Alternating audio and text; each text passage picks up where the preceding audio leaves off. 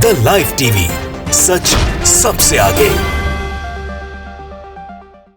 आखिरकार शाहरुख खान अब action mode में आ ही गए हैं दोस्तों। अब अपने बेटे की गिरफ्तारी को लेकर समीर वानखेड़े पर शाहरुख बड़ा एक्शन लेने की तैयारी में जुट गए हैं। समीर वानखेड़े के गलत आरोपों की वजह से आर्यन खान को 3 हफ्ते तक जेल में रहना पड़ा। लगभग 23 से 25 दिन उन्होंने जेल में बिताए और अभी भी कुछ आरोपों के चलते उन्हें कोर्ट के चक्कर काटने पड़ रहे हैं। इसलिए शाहरुख खान अब उन 3 हफ्तों का बदला, साथ ही अभी जो भी कुछ उनके लाइफ में रायता फैलाया है समीर वानखेड़े ने, उन सबका बदला जल्द ही निकालेंगे। नमस्कार, मेरा नाम है जयंती झा और आप देख रहे हैं the live TV. Drugs case में आर्यन खान को फंसाने वाले समीर वानखेड़े अब भारी नपने वाले हैं और नापेगा कौन? खुद शाहरुख खान। क्योंकि अभी एनसीपी नेता जिस तरीके से महाराष्ट्र सरकार में मंत्री नवाब मलिक साहब समीर वानखेड़े की कुंडली बाहर निकाल रहे थे, उससे तो समीर वानखेड़े की असलियत बाहर आ ही रही थी। समीर वानखेड़े कितना बड़ा फ्रॉड अधिकारी है दोस्तों, ये बात नवाब मलिक साहब के पेश किए हर सबूत से पता चलती जा रही है। ऐसे में शाहरुख खान अगर एक्शन लेंगे तो समीर वानखेड़े के लिए यह सबसे बड़ा चाबुक साबित होगा। आपकी स्क्रीन पर आपको एक खबर दिखा रहे हैं दोस्तों।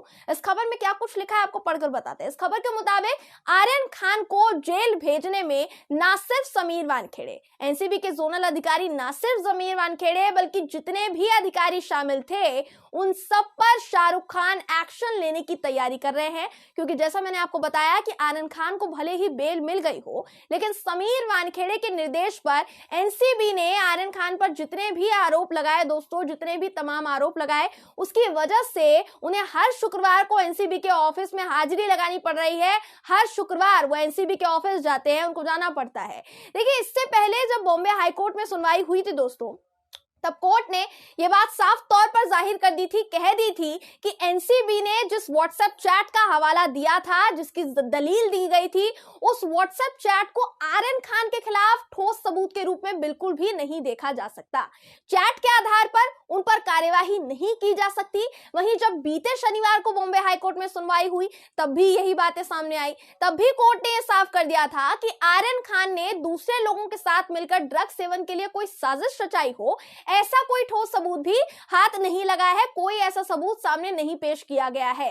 साथ ही आर्यन खान के व्हाट्सएप चैट को भी कोई खास सबूत नहीं माना जा सकता, जैसा कि कोर्ट ने बार-बार दोहराया। वहीं कोर्ट ने यह भी कहा कि उनके सामने आर्यन खान के खिलाफ कोई ठोस सबूत पेश नहीं किया गया। एनसीबी की तरफ से कोई ऐसा सबूत पेश नहीं किया गया जिसके बल पर उन पर कार्यवाही की जा सके या कोई बड़ा एक्शन लिया जा सके।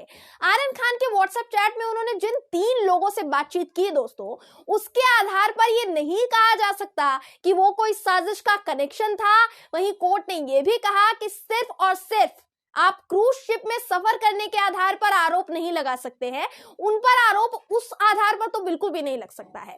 तो कुल मिलाकर बॉम्बे हाई कोर्ट ने आर्यन खान के ऊपर एनसीबी द्वारा लगाए गए लगभग सभी आरोप, आप लगभग सभी आरोप बोल सकते हैं दोस्तों, कि उनको खारिज कर दिया है। और जब जब सुनवाई हो रही है तो आरोप खारिज होते जा रहे हैं। साथ ही बात करेंगे समीर वानखेड़े की, तो उन पर तो तब से शिकंजा कसा हुआ है जब से उनका नाम वसूली के मामले में सामने आया है। खुद नवाब मलिक साहब ने उनको एक्सपोज किया है और अभी भी एक्सपोज कर ही रहे हैं, जिसे लेकर उनकी जांच भी इस वक्त जारी है। अब ऐसे में शाहरुख खान के इस एक्शन की चर्चा जो है दोस्तों हर तरफ हो रही है। क्योंकि अगर आर्यन खान पर लगे आरोप हर सुनवाई में खारिज हो रहे हैं तो इससे तो साफ हो जाता है कि भाई वानखेड़े साहब ने ये सब कुछ किंग खान यानी बॉलीवुड के बादशाह शाहरुख खान को बदनाम करने के लिए किया, जिसकी वजह से असल में उनकी छवि खराब हुई भी है। आप देखेंगे तो वो कितने परेशान रहे हैं इतने दिनों में, इतने दिनों के भीतर वो कितने परेशान रहे हैं, आप उनके चेहरे से पता लगाया जा सकता है। इसलिए अटकलें तेज हो गई है कि शाहरुख खान जल्द ही न सिर्फ समीर वानखेड़े बल्कि उनके बेटे को फंसाने वाले हर शख्स के खिलाफ, हर अधिकारी के खिलाफ लीगल एक्शन लेंगे, लीगल कदम उठाएंगे। ये खबर कहती है दोस्तों कि इस सबके बाद लीगल एक्सपर्ट्स ने खासकर शाहरुख खान को सलाह दी है कि उन्हें कार्यवाही करनी चाहिए। यही वजह है कि शाहरुख अब एक्शन मोड में आ गए हैं और जल्द ही समीर वानखेड़े के ऊपर जोरदार गाज गिरेगी।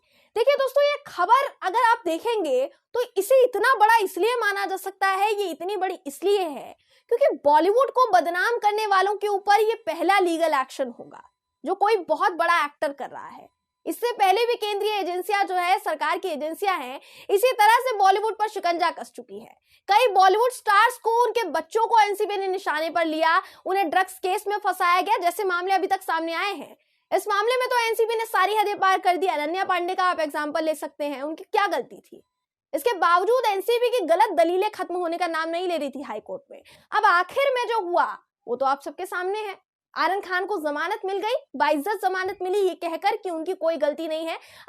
एनसीबी कोई सबूत पेश नहीं कर पाई है। इसलिए अगर शाहरुख खान एनसीबी के अधिकारियों और समीर वानखेड़े पर एक्शन लेते हैं तो ये बॉलीवुड की तरफ से इन एजेंसियों को करारा जवाब होगा, करारा तमाचा होगा कि आप बिना किसी तथ्य, बिना किसी सबूत के आइंदा कभी किसी बॉलीवुड स्टार पर, किसी एक्टर पर उंगली ना उठाएं जब तक आपके पास पुख्ता सबूत ना हो। साथ ही ना कभी बिना सबूत के किसी को कोर्ट तक घसीटा जा सके। अब आप खुद देखिए ना, समीर वानखेड़े कहने को एनसीबी के जोनल डायरेक्टर है, जिन्हें आर्यन खान केस की जांच से हटा दिया गया है फिलहाल। हालांकि वो इस बात का ढोल पीट रहे थे कि उन्होंने खुद कहा इस केस से उन्हें हटाने के लिए, सिर्फ तब जब नवाब मलिक ने इन महाशय की पोल पट्टी खोलनी शुरू कर दी थी। नवाब मलिक ने समीर वानखेड़े से जुड़ा कौन सा सबूत नहीं दिखाया दोस्तों? अभी भी वो इसी एक्सपोज करने में लगे हुए हैं। उनकी शादियां, उनका धन परिवर्तन करना, फर्जी दस्तावेज बनवाकर हिंदू बनना, उससे नौकरी पाना, फिर उनके तमाम फर्जीवाड़े। समीर वानखेड़े ने आर्यन खान जैसे कितने युवाओं को इसी तरीके से ड्रग्स केस में फंसाया। बात तो ये भी सामने आई थी कि समीर वानखेड़े को जिसको फंसाना होता था और उस शख्स से उनकी दुश्मनी होती थी या फिर अनबन होती थी, तो उस जगह से ड्रग्स अगर नहीं भी मिलता था तो वो उस जगह पर ड्रग्स प्लांट करवा देते थे। समीर वानखेड़े ने ऐसे ड्रग्स केस में अपने रिश्तेदारों को पंचनामे का गवाह बनाया, अपने रिश्तेदारों को पंचनामे का गवाह बनाया, जो इलीगल है। बीजेपी नेताओं से कनेक्शन सामने आए। क्रूज शिप से 8 नहीं बल्कि 11 लोगों के पकड़े जाने का खुलासा नवाब मलिक ने किया। जिन 3 लोगों को छोड़ा गया वो केंद्र की सत्ताधीन पार्टी भाजपा से ताल्लुक रखते पाए गए, साथ ही समीर वानखेड़े के खास करीबी थे, इसलिए तीनों को छोड़ दिया गया और आर्यन खान को मामले में फंसाया गया। शाहरुख खान, उनकी मैनेजर तक को धमकी मिली कि कोई गवाह मत दीजिएगा, वरना जिस तरीके से अभी आपका बेटा जेल में है वो और ज्यादा दिन तक जेल में रहेगा। तो बीजेपी नेता मनीष भानुशाली तक का कनेक्शन सामने आया। इन सबके बाद समीर वानखेड़े पर तो भरोसा कर पाना मुमकिन नहीं है। यही वजह है कि समीर वानखेड़े दिन पर दिन फंसते जा रहे हैं, उन पर दिन पर दिन गाज गिरती जा रही है, खतरे के बादल मंडरा रहे हैं। जिस एनसीबी के अधिकारी होने पर वो बचते बचाते फिर रहे हैं दोस्तों, वो नौकरी कितनी धांधलेबाजी के बाद उनको मिली है ये भी सामने आ चुका है। उसके सबूत भी नवाब मलिक साहब ने पेश किए हैं। तो ऐसे में समीर वानखेड़े ने आर्यन खान को अपने फायदे के लिए फंसाया होगा, इसका अंदाजा भर लगाने में कोई हर्ज नहीं है। पर फिर भी अभी शाहरुख खान की तरफ से इस बात को कोई आधिकारिक ऐलान नहीं किया गया है, कोई आधिकारिक पुष्टि नहीं की गई है, ऑफिशियल अनाउंसमेंट नहीं की गई है शाहरुख खान की तरफ से कि वो समीर वानखेड़े पर एक्शन लेंगे। इसलिए फिलहाल कुछ भी कहना सही नहीं होगा हमारे हिसाब से। लेकिन चर्चा का बाजार जिस कदर गर्म है दोस्तों, कुछ ना कुछ तो बड़ा होने वाला है और ये बड़ी गाज शाहरुख खान की तरफ से वानखेड़े साहब पर गिर सकती है। बहरहाल इस खबर पर आपकी राय क्या है कमेंट करके जरूर बताइएगा। अगर आपको ये वीडियो पसंद आया हो तो वीडियो को लाइक और शेयर करना ना भूलें। फिर मुलाकात होगी आपसे किसी ऐसी ही खबर के साथ, तब तक के लिए नमस्कार। द लाइव टीवी, सच सबसे आगे।